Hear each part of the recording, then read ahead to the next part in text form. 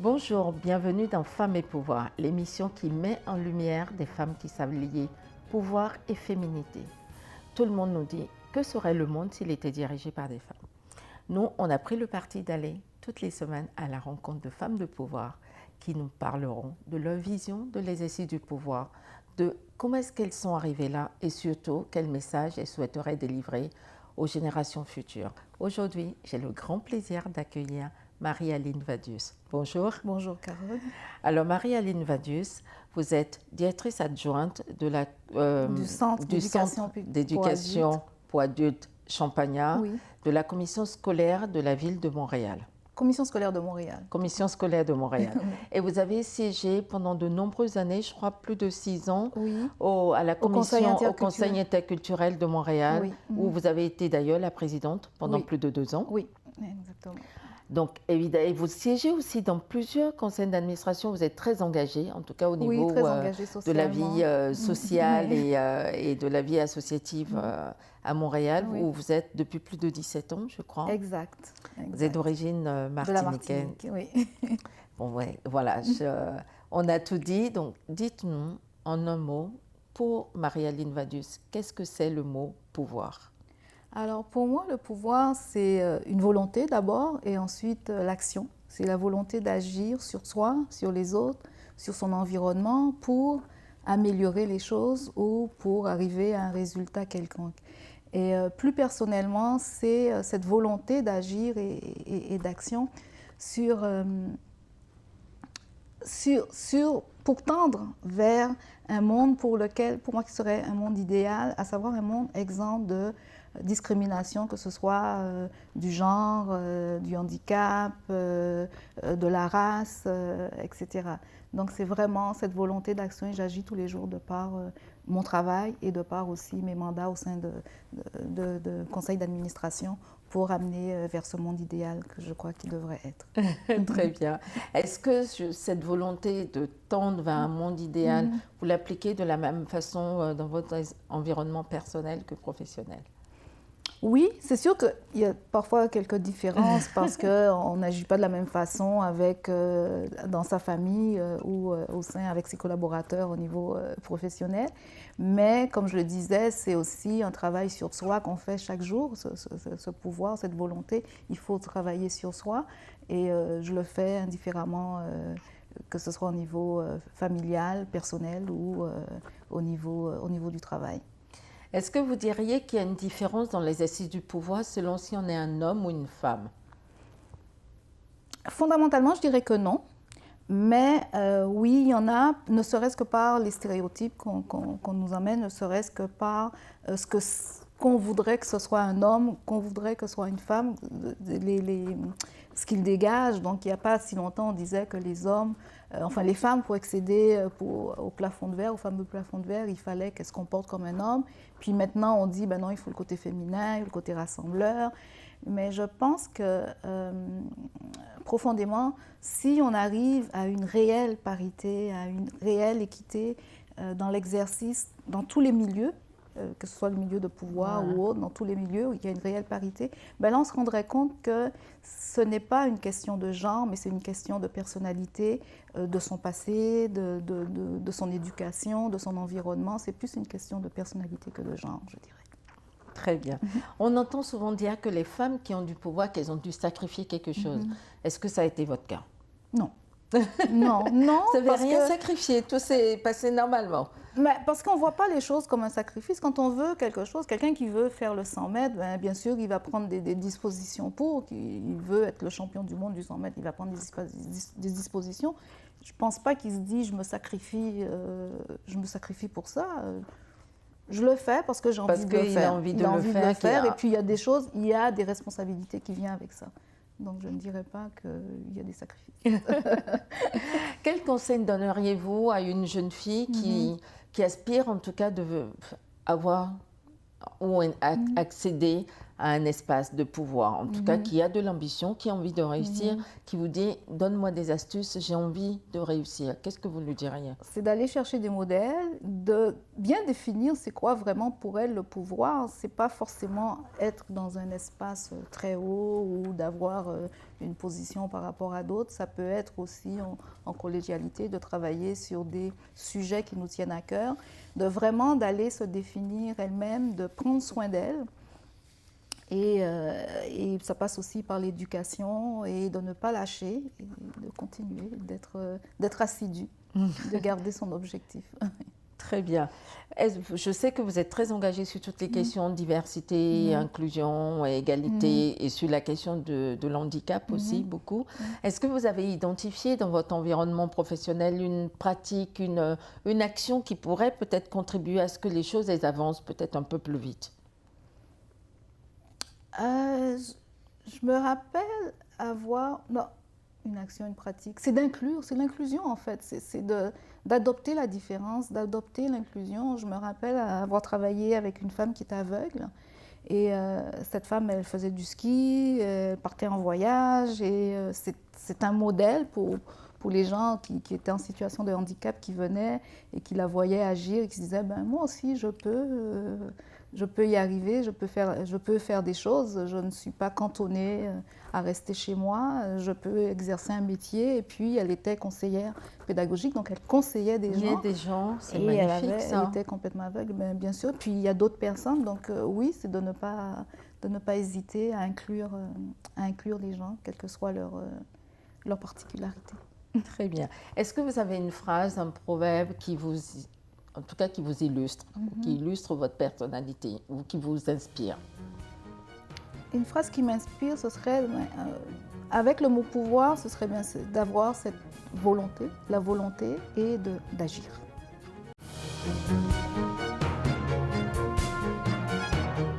Est-ce que si vous étiez un homme ou une femme d'État, lequel ou laquelle souhaiteriez-vous être? Et pourquoi? Ok, homme d'État, c'est sûr vivant que... ou mort, vivant ou mort, mais quelqu'un qui vous dit, oui, moi si je devais occuper j'ai un faible pour Nelson Mandela, c'est sûr, beaucoup de monde a un faible pour lui. Oui, j'ai un faible pour Nelson Mandela. Pour Nelson Mandela. Oui, son parcours, ses luttes, et oui, j'ai un faible pour Nelson Mandela. Et si vous aviez un jour pour changer le monde, imaginons que vous étiez Nelson Mandela, que vous avez un jour pour changer le monde, par quoi commenceriez-vous? Par changer le modèle mental, d'instiller dans le cerveau qu'on est tous humains et puis qu'on doit agir avec bienveillance et qu'on doit s'accepter. Et on est unique, mais qu'on s'enrichit de nos différences. Très bien. Donc vous imaginez quoi? Vous allez mettre tout le monde ensemble et... Oui, je ferai une potion magique et puis je distribuerai ça à tout le monde. Et puis on verra ce que ça donne après. On va faire le checker. Oui. Si vous étiez un animal, lequel seriez-vous et pourquoi? Je pense souvent au loup. Parce que des fois, quand j'ai mes moments de crise, je peux être seule à pleurer puis à hurler, mais rapidement, je peux rejoindre la meute ou être en avant de la meute. C'est beau ça. Parce que c'est vrai que quand on pense femme qui a réussi, de pouvoir, on ne pense pas que c'est aussi semé d'embûches, de difficultés, que la réussite, elle ne vient pas non plus, c'est pas une potion magique non plus. Non, c'est comme la vie, il y a des hauts, il y a des bas. C'est ça. Il faut passer au travers. Et ça, c'est important de le rappeler aussi. C'est très important. Okay, c'est très important que même dans les moments de découragement, il y a toujours une fenêtre qui s'ouvre et qu'il ne faut pas hésiter à aller vers cette fenêtre. Très bien. Est-ce que si une petite fille regarde cet entretien et se dit « Quand je serai grande, je voudrais être Marie-Aline Vadius », vous lui diriez quoi? Non. Qu'il faut être soi. Qu'il faut... oui, si elle veut me parler, elle veut que je lui donne des conseils ou elle veut prendre certains modèles, d'aller chercher, mais d'être soi-même, d'aller chercher au plus profond de soi qui on est, de regarder ce qui nous accroche depuis qu'on est petit, les combats qu'on a menés, les discussions qu'on a pu avoir avec nos parents, avec nos frères et sœurs, n'importe quoi, qui fait qu'on est qui on est, et de s'accrocher à ça et bien sûr de tendre vers le meilleur de soi-même. Est-ce qu'il vous est déjà arrivé que des jeunes femmes vous sollicitent justement pour du mentoring, du coaching ou juste pour avoir un avis? Parce qu'on parle beaucoup de l'équilibre vie privée, vie professionnelle, notamment quand on démarre sa carrière. Qu'est-ce que vous leur dites? Parce que c'est vrai que ça, c'est vraiment une angoisse de se dire comment est-ce que je gère? Est-ce que j'entame une vie familiale et du coup ça met en suspens ma carrière pendant cette période-là, ou est-ce que je me lance maintenant, mais peut-être que du coup je ne développe pas ma vie familiale et ainsi de suite. Donc est-ce que vous, dans votre environnement, vous avez déjà eu ça? Et aussi, si je voudrais l'étendre un peu plus sur la question de l'handicap, est-ce que tout ça, ça se mélange ou finalement pas du tout? C'est sûr que c'est pas évident, mais quand on a une envie, il faut y aller, il faut le faire. J'ai eu mon fils très jeune, à 24 ans, et puis après, il fallait travailler fort. J'ai été à une période mère monoparentale. C'est sûr que lui, il s'est peut-être senti sacrifié, mais sur le temps m'a donné raison. Donc quand on y croit, quand on aime ce qu'on fait, il faut y aller, il ne faut pas hésiter. Il n'y a pas de recette miracle. C'est vraiment de s'engager, de s'éduquer. Et comme je disais tout à l'heure, c'est un travail sur soi. Hein. Donc garder cette force en soi, il se dit oui, moi je veux aller là. C'est ce qui m'anime, c'est ce qui me fait vibrer, c'est ce qui me rend heureuse. Et si je suis heureuse, les gens autour de moi ils vont être heureux. Donc je continue, j'avance. Très bien. On a beaucoup de théories en ce moment qui disent que le monde irait beaucoup mieux s'il était dirigé par des femmes. Qu'est-ce que vous en pensez? Le monde irait bien si tout le monde s'entendait. Si tout le monde, hommes, femmes. Parce que peut-être que si on avait une femme à la Maison Blanche, peut-être que ça serait différent si ça avait été. Il faudrait qu'il y ait une parité en fait. En fait, il faudrait que les espaces de pouvoir ou tous les lieux représentent les gens qui font la vie, donc toutes sortes de mondes. Blancs, noirs, toutes sortes de religions, de handicap, toutes sortes de mondes. Très bien. En préparant cette rencontre, on vous a demandé de venir avec un objet, une photo, quelque chose qui pour vous symbolise le pouvoir, la féminité. Qu'est-ce que vous nous avez apporté? En fait, je n'ai rien amené.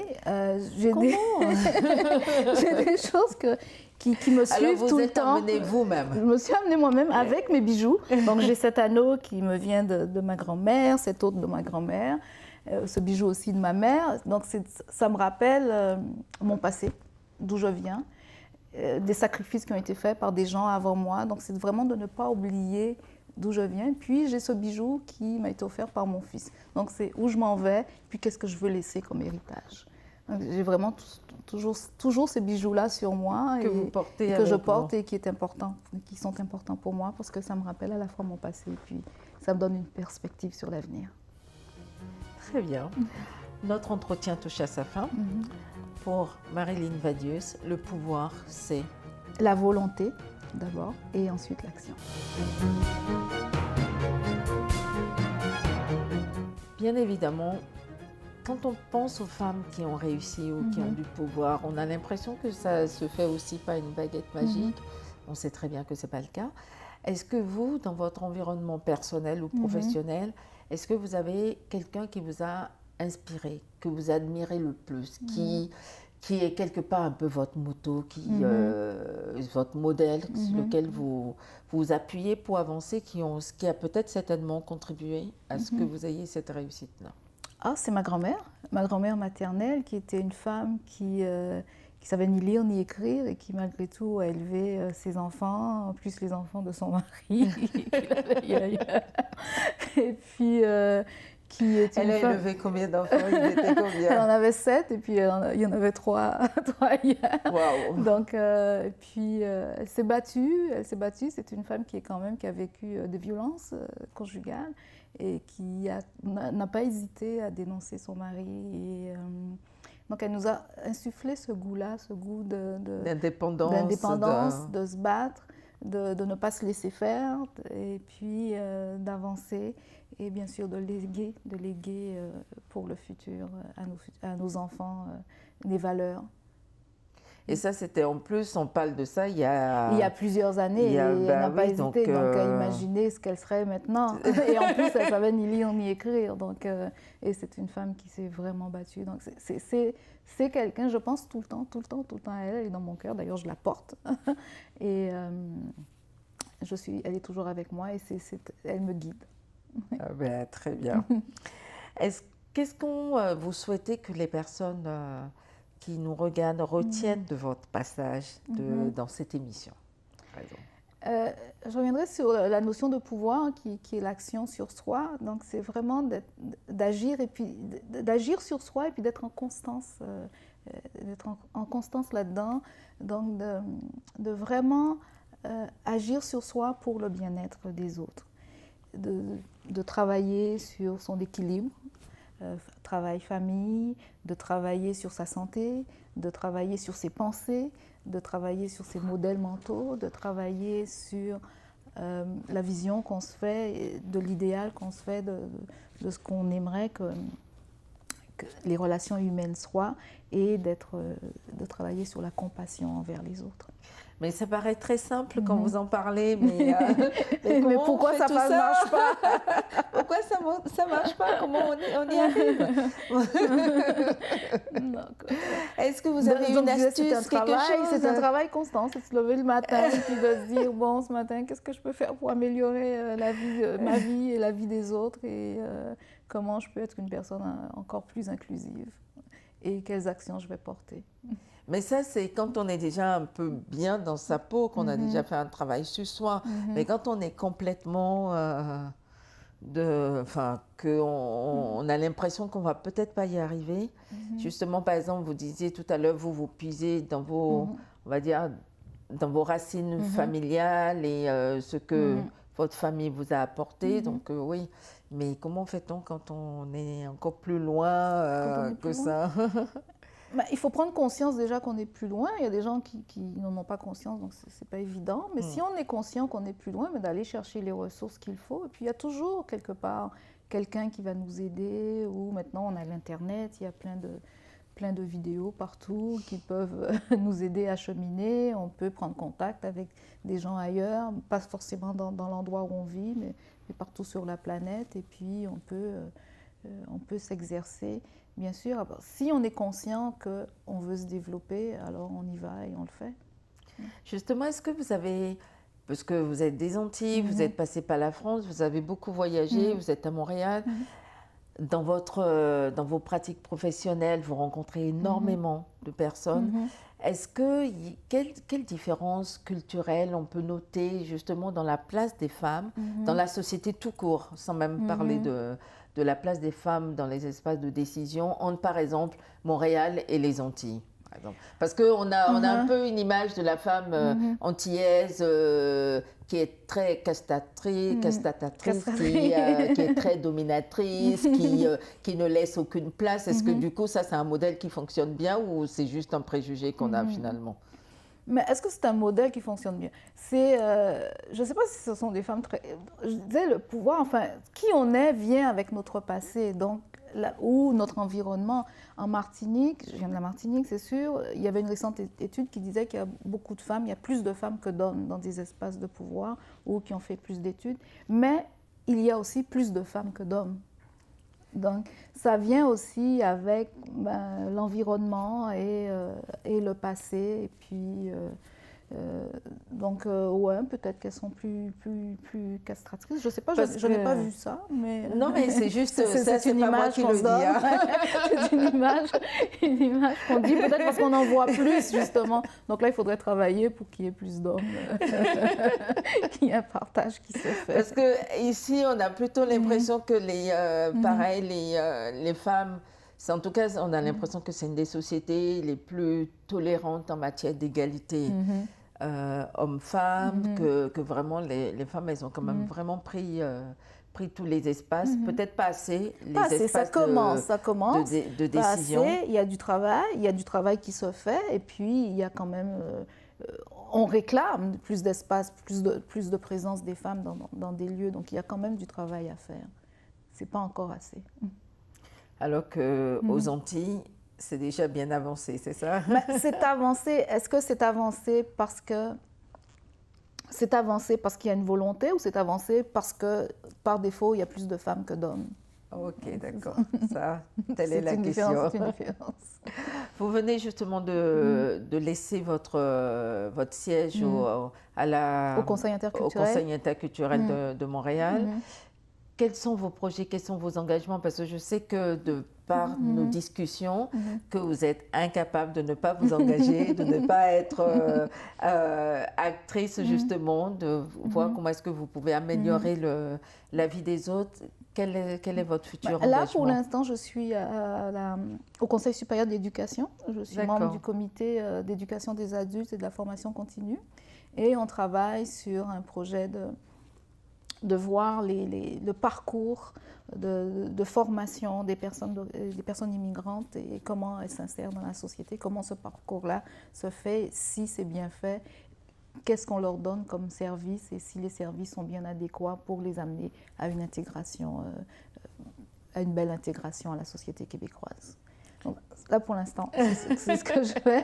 Et puis, bien sûr, je travaille à m'engager dans d'autres instances.